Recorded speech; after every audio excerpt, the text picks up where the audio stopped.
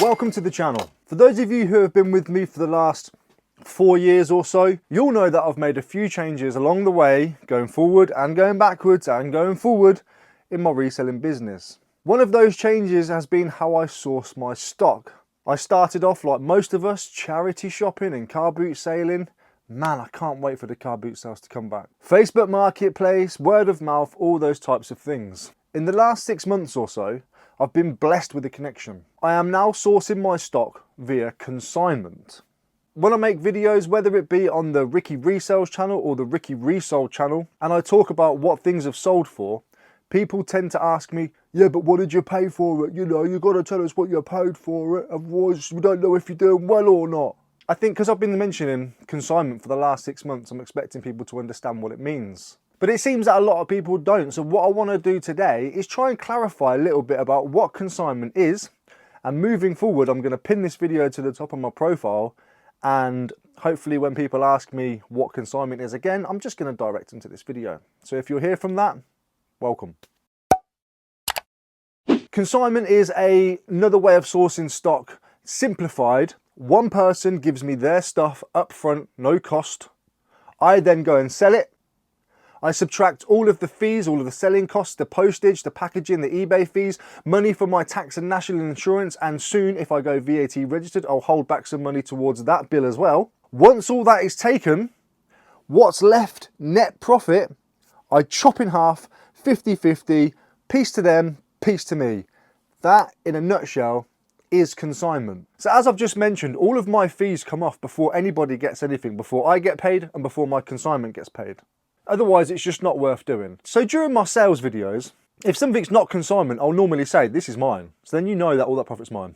But let's give you a rough idea. If I sell something for £10 and it's a consignment item and it's got free postage, we're going to simplify it. The item sells for £10. The customer pays the £10. eBay normally take their cut of around about £1.50 on a £10 sale, plus maybe 50p for an ad standard fee. But to keep it simple, we'll forget about that. £10 comes in, £1.50 comes off for eBay. That leaves £8.50. 9 times out of 10, I've got to spend at least £3 to post that because it's normally a small parcel. So we're left with £5.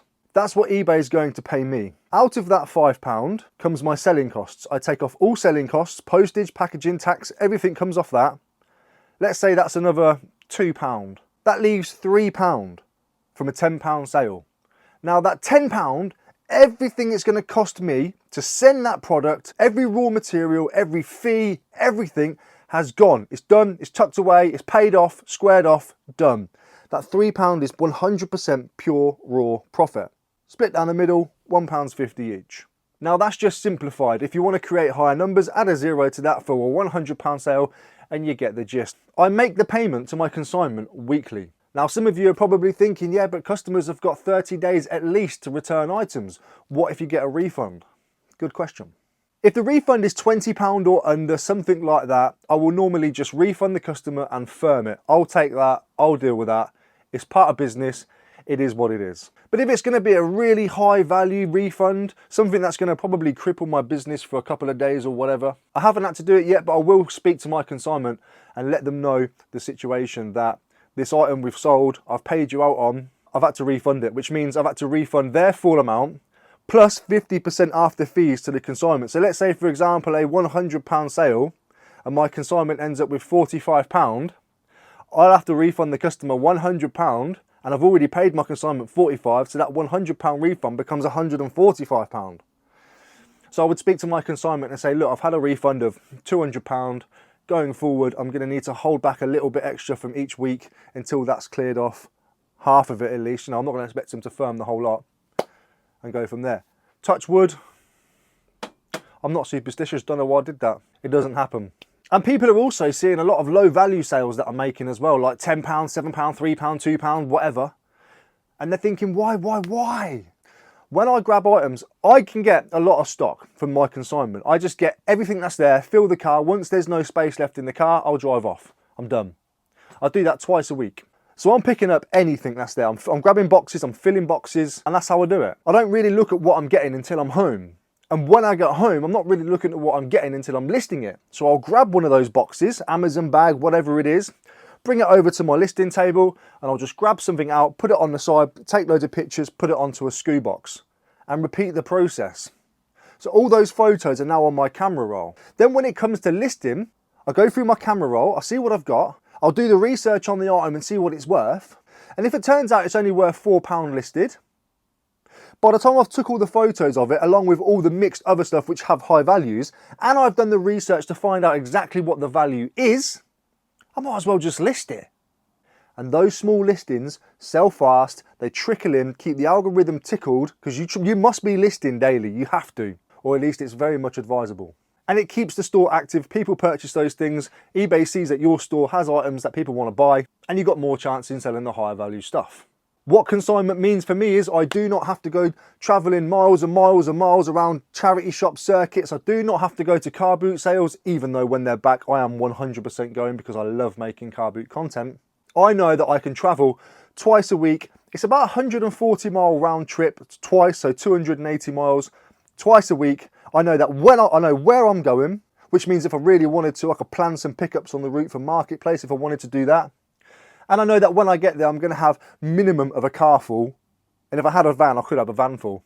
And then I come back and I've got the stock. I don't have to question, worry, wonder, ponder, try and figure out where I'm going to get stuff from. Now I'm saving time, I'm saving effort, and I'm saving money because remember, nothing is an upfront cost. If it doesn't sell, it can go in the bin, it can go back, it can be donated, whatever, it doesn't matter. They don't want anything back. But my point is, if it doesn't sell, I've not lost out on anything. I'm still in the game. So before we go, I'm going to bullet point exactly what consignment is for me. I take somebody else's stock that they have with no upfront cost and I put it onto my eBay store. Once it sells, after every single fee you can think of which enables me to run the business and make that item sell is taken off, what's left is chopped in the middle and split 50-50. And when you're working on volume, trust me, that adds up. And then I go and pay them and pick up more. That's it. That's all consignment is.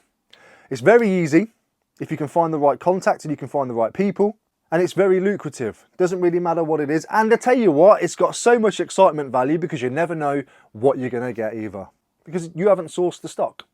I hope that clears a few things up and has made a couple of you realise that consignment isn't as confusing or as minefieldy as you would think it would be. It's quite simple, really. If that video was helpful, do consider giving it a like and subscribe to the channel for more of these. I'm going to be around a lot more now. And don't forget, I do have another channel as well. Link is in the description for my second channel and my Instagram and my Whatnot stream. Go and click them all so you're up to date. Thanks for watching. I appreciate it. Take care. Bye.